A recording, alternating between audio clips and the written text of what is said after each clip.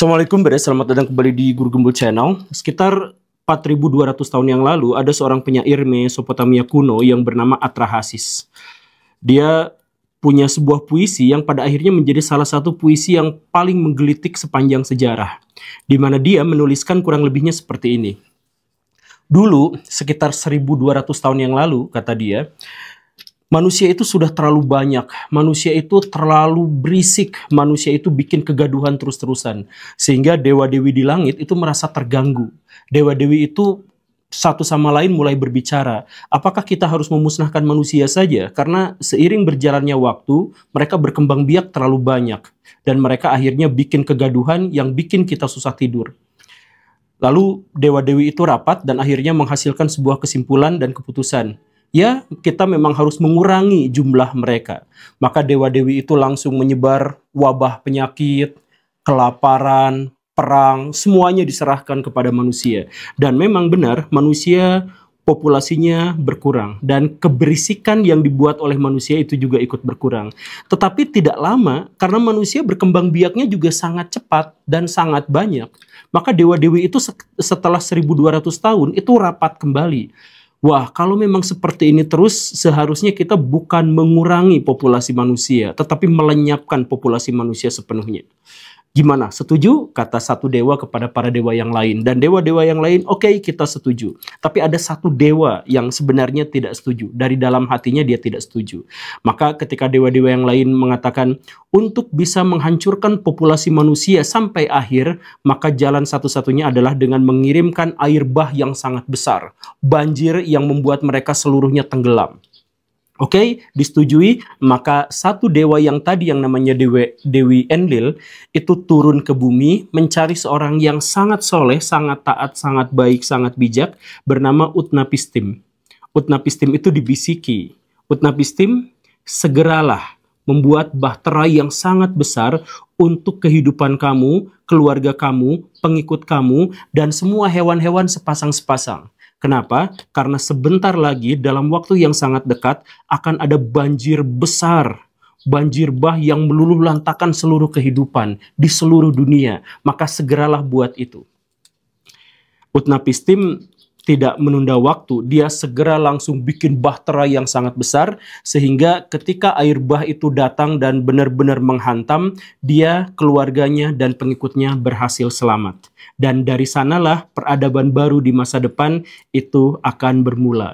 Dewa-dewi melihat itu, mengetahui itu, tetapi mereka berpikir, ya kalau jumlahnya sesedikit itu nggak akan berisik. Dan kita punya waktu cukup untuk bisa melebarkan bumi agar ketika nanti manusia bertambah banyak lagi, mereka tidak akan menjadi terlalu berisik. Ya, itu adalah kisah yang dituliskan oleh Atrahasis, penulis dari Babilonia kuno. Yang luar biasanya adalah kisah itu tentu saja menjadi sangat familiar bagi kita karena itu juga adalah kisah yang sama yang diceritakan oleh Alkitab dan Al-Quran. Perbedaannya adalah bahwa kisah ini ditulis jauh lebih lama daripada itu. Dan bahwa kisah ini bukan hanya ada di dalam Al-Quran, bukan hanya di dalam Alkitab, tetapi bahkan naskah-naskah paling kuno di seluruh penjuru dunia.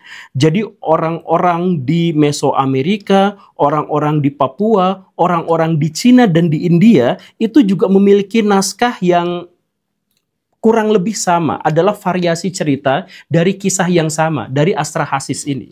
Jadi siapakah sebenarnya Atrahasis ini? Dan yang lebih pentingnya lagi adalah, seandainya kita mengabaikan dimensi-dimensi transenden dan sakral dari kisah ini, kita akan sadar bahwa Atrahasis nampaknya adalah orang yang benar-benar sadar tentang overpopulasi, tentang betapa buruknya kalau manusia menjadi terlalu banyak.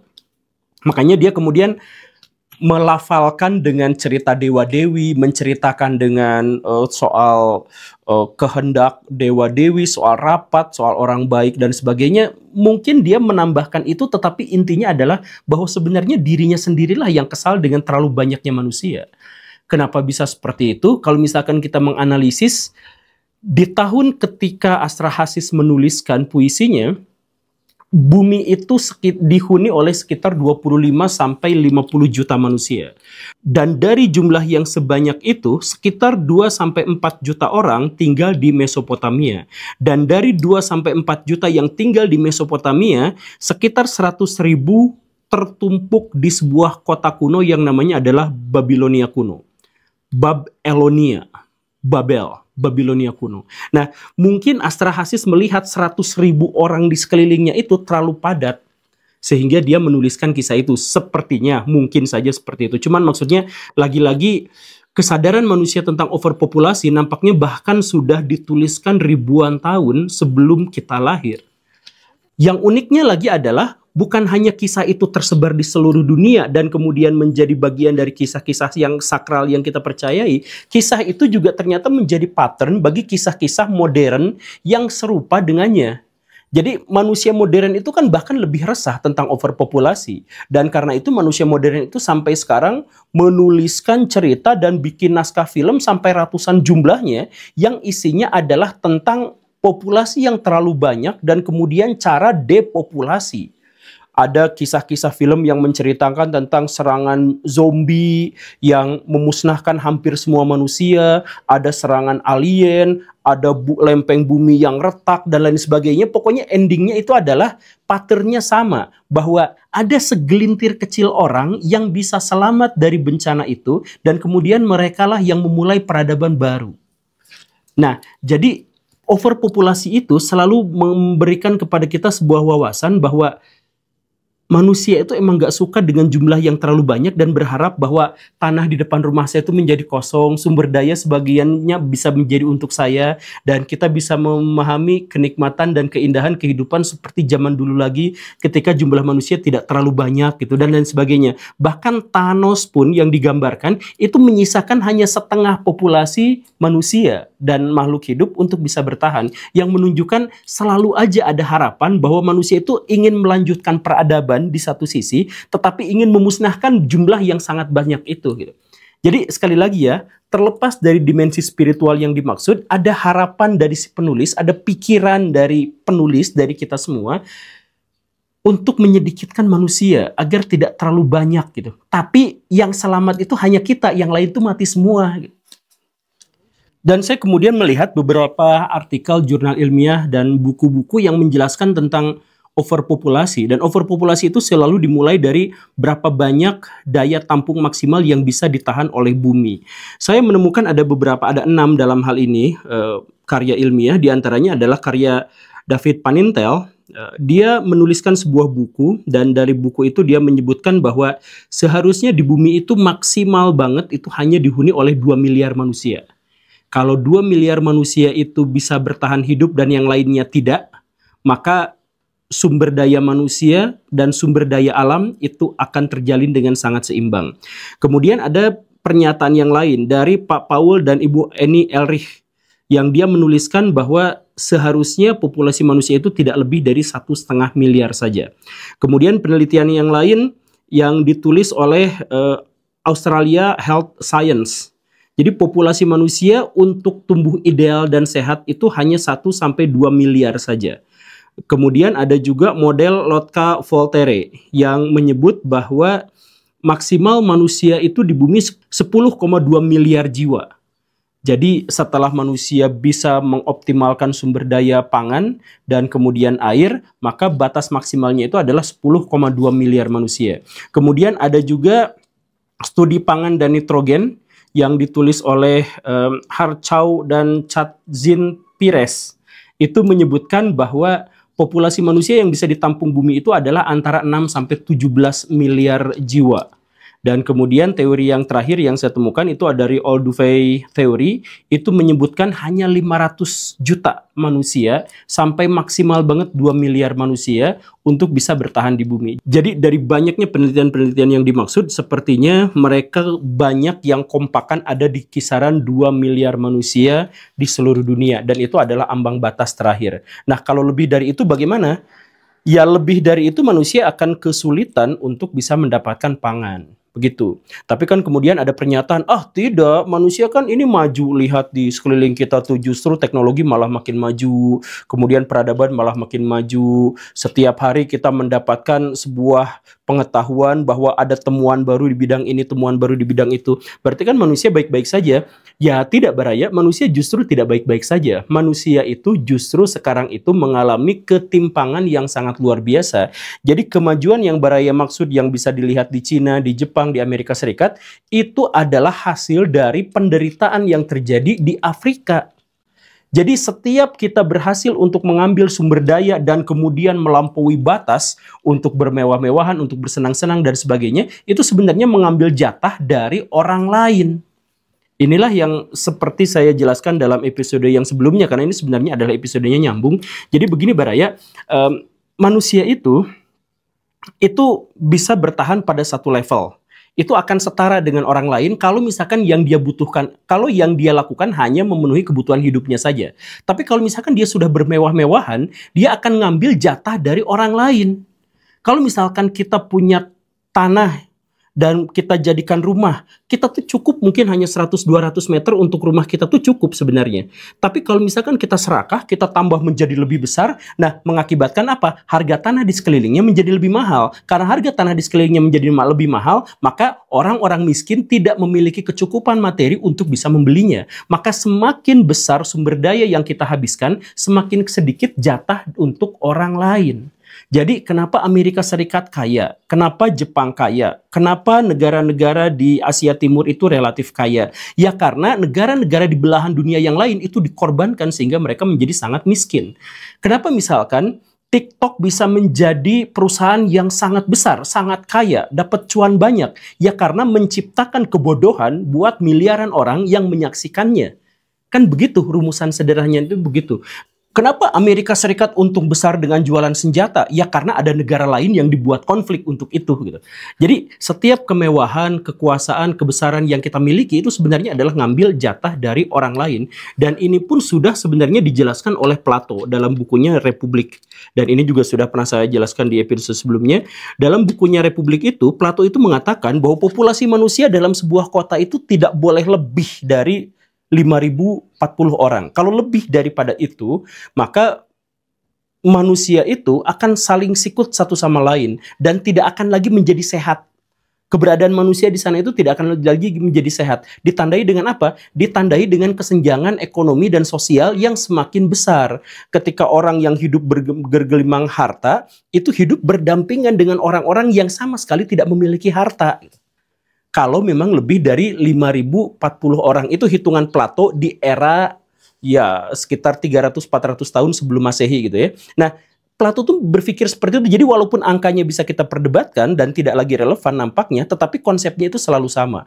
Bahwa kalau misalkan kita menjadi lebih banyak daripada seharusnya dan kemudian orang juga ikut-ikutan bertambah banyak, maka sumber daya yang jumlahnya sedikit itu akan tergerus hanya untuk memenuhi kemewahan dan hasrat atau ambisi dari orang-orang yang terlalu kuat saja. Sedangkan orang-orang yang lemahnya itu sama sekali tidak akan mendapatkan bagian atau mendapatkan sedikit sekali bagian.